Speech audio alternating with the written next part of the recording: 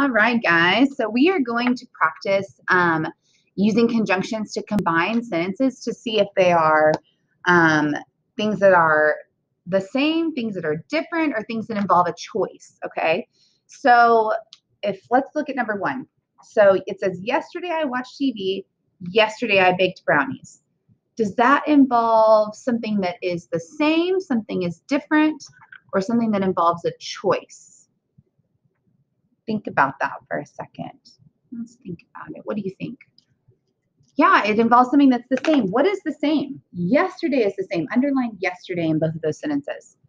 So yesterday is the same. So I am only going to say that one time.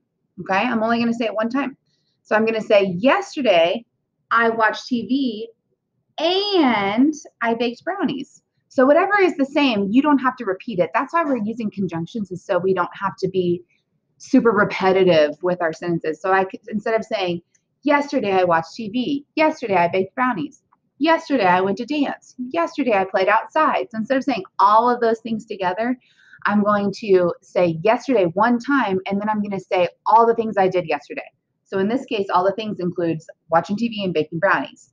So I'm going to underline what's the same, and I'm going to say, yesterday, and these lines are here so you can really practice having really nice, neat handwriting. Yesterday, I watched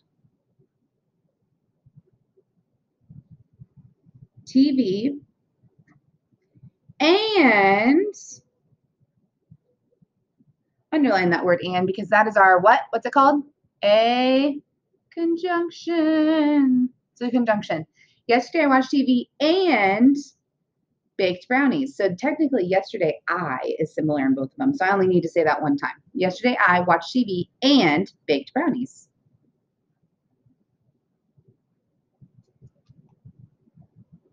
Okay. Period. So I only have the thing that was in common. I only have it written one time because this was something that involved something in common, right? Yesterday is what was in common for both sentences. So that's why I'm taking one of those yesterday I group of words out, and then I'm only using it one time to describe both things. Okay. That's when I use and, is whenever I have something that's the same that I'm repeating. Okay. So here I have Jan likes pepperoni pizza. Ken likes mushroom pizza. Think about that. Is that something that involves something that is the same, something that is different, or a choice? Think about that. Yeah, it's something that's different. So which conjunction do I use if it's something different? I use but. So I would say, Jan likes pepperoni pizza, but Ken likes mushroom pizza. Okay, so I'm taking two sentences and I'm combining them together using that but conjunction. Okay, so I'm going to circle but. That's what I'm going to use. Jan likes pepperoni pizza.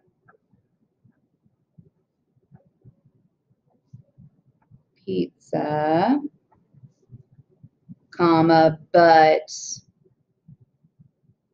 Ken likes mushroom pizza.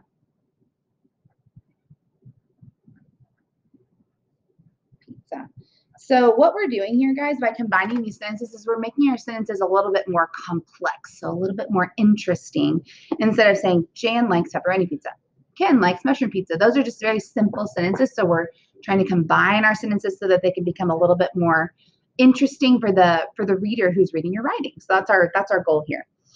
So here's our next one. Fred can eat eggs for breakfast. Fred can eat waffles for breakfast. Do you think that involves something that is the same, something that is different, or something that involves a choice? What do you think about that one? Yes, it is a choice because he can either eat waffles or he can eat eggs. Okay, those are his two choices for breakfast. So all of that stuff that is the same, I'm not going to say it in this sentence. Okay, so I'm going to say Fred can eat eggs or waffles for breakfast because everything else in the sentence is the same. I don't need to repeat it. Okay. So instead of saying Fred can eat eggs for breakfast or Fred can eat waffles for breakfast, I'm just going to shorten it to be a little bit more, use the word concise. So it's just a little bit more, not so repetitive and a little bit more, a little bit fewer words to say the same thing. Okay. So we're going to use or because this is a choice. And I'm going to underline everything that is the same. Fred can eat blank for breakfast. Fred can eat blank for breakfast. So eggs and waffles are the two things, right? So I don't need to repeat any of the other things. I'm just going to insert that conjunction or. So I'm going to say Fred can eat eggs. So what's the choice between? The choice is between eggs and waffles, right? So that's where I'm going to say eggs or waffles, okay?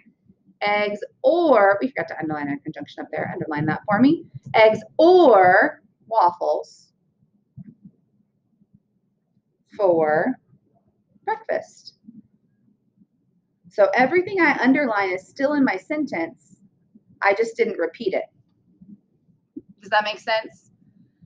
So Fred can eat blank for breakfast is still here. All of those words are still here, but I didn't have to repeat them because I was making a choice. So I just inserted, so instead of saying just eggs or just waffles, I said eggs or waffles because it's his choice, right?